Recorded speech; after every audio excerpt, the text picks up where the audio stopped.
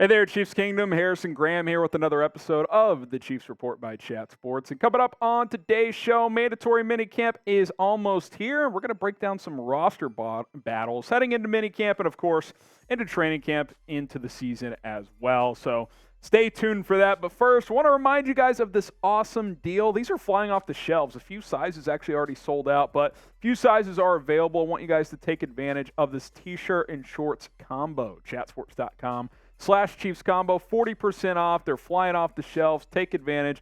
Get yourself some gear for the summertime. Let's take a look at some roster battles now. Position groupings here. Wide receiver. This still is a position where I'm like, you're very deep. I think this group can work. But there's some interesting thoughts, right? Like, who's your number one? Kadarius Toney? That'd be awesome. Like, if he's got number one receiver potential. He's very explosive. He makes guys miss, but he's very, very,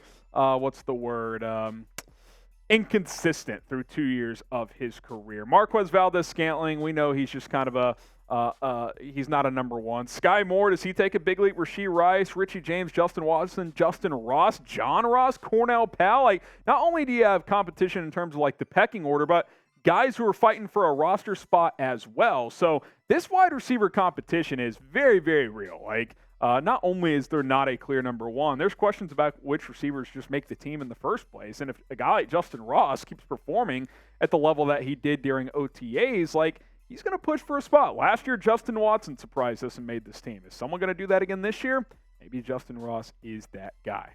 Let's go to the defensive side of the football now. Cornerback, the guys who guard the wide receivers. Now, you kind of know who your top four are. It's just, what is their role going to be? Like, L'Jarius Sneed, we know he's a full-time starter, whether he plays nickel or is your top outside guy. Trent McDuffie, first-round pick from last year. He missed 5 games with an injury, but when he was out there, I thought he played really well. And then Jaylen Watson and Joshua Williams. I would give Watson the early edge here to have a bigger role, but both these guys got to play quite a bit as rookies. Of course, Jaylen Watson had that awesome 99-yard pick six against the Chargers in week 2. Had a big role on this football team and in the secondary as a 7th-round pick last year. Just ridiculous find by Brett Veach. Then you got Josh Williams. Both these guys over 6'2", long, athletic. He got to play a lot. He picked off Joe Burrow in the AFC Championship game, which was a huge game. So both these guys are good. You got 4 starting caliber cornerbacks in this secondary. Who's the odd man out? I mean, that's kind of what you start thinking about here when you got L'Jarius Sneed, Trent McDuffie, Jaylen Watson, and Josh Williams. That's why I just kind of slightly flirted with the idea of, could L'Jarius Sneed get traded? Now, I said it then, I'll say it now. I would not do that. I would pay him. He's one of the better corners in the NFL. But you're going to have somebody that's not playing a lot of snaps. That would be for most football teams because you're that deep at corner. Now, who do you think is the odd man out? If you think it's Jaylen Watson, type 35. That's his number. If you think it's Josh Williams, type, it should say 23, but you can type 2 as well. Let me know in the comments who is the odd man out on or at the cornerback position. Let's go to linebacker. After Nick Bolton, we know he's basically an every down guy. He's your top guy, so no questions there. But I think one of the biggest surprise signings for any team this offseason was the Chiefs signing Drue Tranquill, because he played will for the Chargers last year and played the will linebacker spot very, very well. He admitted during OTAs that he has not been promised a starting job, so I've had him penciled in as kind of that third backer, that Sam linebacker. But could he push Willie Gay and beat him out at that will linebacker spot? As good as Willie Gay is, he's been a little inconsistent and at times unreliable with off-the-field stuff. Drue Tranquill, coming off a great year, signed a pretty, $5 million contract. That's not nothing. Like, you could argue that's starting money with the numbers he put up last year: 146 tackles, 10 TFLs, 4 breakups, a pick, and a forced fumble. Like, that is a starting linebacker right there. We know the Chiefs play a lot of nickels, so one of Tranquill or Gay could have a lesser role than we think. Willie Gay had 51 tackles last year. He missed 4 games. When he plays, and he plays well, he's one of the better linebackers in the NFL. It's just he kind of disappears at times. So which Willie Gay are you getting? If nothing else, good competition coming his way. You also have Leo Chenal in the mix, second-year backer. Does he work his way into a playing role? We'll have to wait and see. Subscribe to the Chiefs Report. Do not miss out on any updates that come your way throughout the offseason, on into the season, latest news, rumors, injury updates. We cover it all. Hit that subscribe button, turn on your notifications, and never miss a video. Tight end after Travis Kelce now. So Travis Kelce, look, what is there to say, right? I mean, we're watching the greatest receiving tight end of all time. He's got 7 straight 1,000-yard seasons. No other tight end has more than 3. So that speaks for itself. But a couple things to consider. One, he's getting a little older, so we kind of saw it last year at times. The Chiefs, managed his snap count just a little bit to try and extend his career. And two, I don't know if he still have that true number 2 tight end. Like Noah Gray has flashed. I like what he's done, but I don't know if he's a long-term starting option. Jody Fortson, I like his potential, especially as a red zone guy, but he's had some injury concerns. He brought back Blake Bell.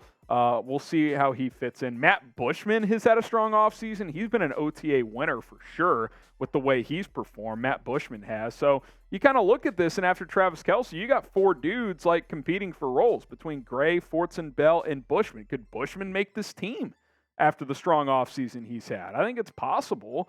Blake Bell missed most of OTA, so could he be a guy that gets pushed for a roster spot? Also, Andy Reid has mentioned that they normally carry a fullback. Right now, there's not one on the roster. They may carry an extra tight end, so maybe that finds Bushman on the team as well.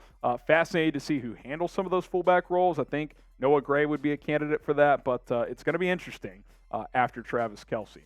Now, predict Kelce's stats this year. I mean, I can't imagine he goes 110 catches, 1,300 yards, and 12 TDs again, right? I mean, just a ridiculous season he had last year at the age of 33, by the way. But predict his stats in the comments. Let me know what you guys are thinking. Got another position group here, defensive tackle. So defensive tackle is an interesting spot right now. You've got Chris Jones, one of the best 3 techs in the game, if not the best 3 tech. I thought last year he was the best pure defensive tackle in football. I thought he was better than Aaron Donald. He was just that dominant. You lost Colin Saunders. You brought back Derek Nottie, who struggled a bit last year. Drafted Keandre Coburn, who should rotate in at nose. Tershawn Wharton missed most of the year with an injury, so there's some questions there. Depth questions as well. I think there's real, lack of, or I'd say an unknown after Chris Jones. Like, does Derek Nottie get back to playing at a starting caliber level? Does Keandre Coburn push him? Do you sign someone else to play at this defensive tackle position? There's a few names still out there. So I'm keeping an eye on that because if there's not a guy who can have a big impact next to Chris Jones, he's just going to get double and triple teamed every game. Like, that's just what's going to happen. So you at least have to have some level of a threat next to him. And Colin Saunders was that guy last year. Can you find someone like that this year? Which roster battle are you guys watching the most? I just went through 5 position groups. Let me know which one you're keeping a close eye on as we approach, of course, minicamp here, but also training camp here in about a month and a half.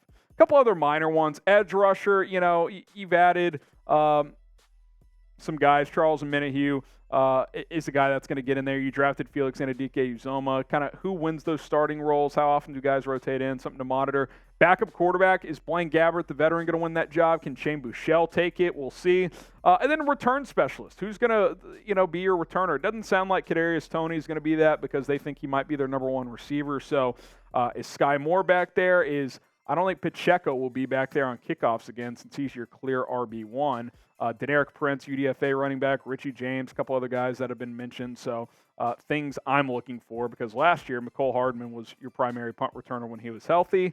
And then Pacheco was your kickoff return specialist. And obviously Hardman's gone, and I don't think Pacheco will be returning kicks.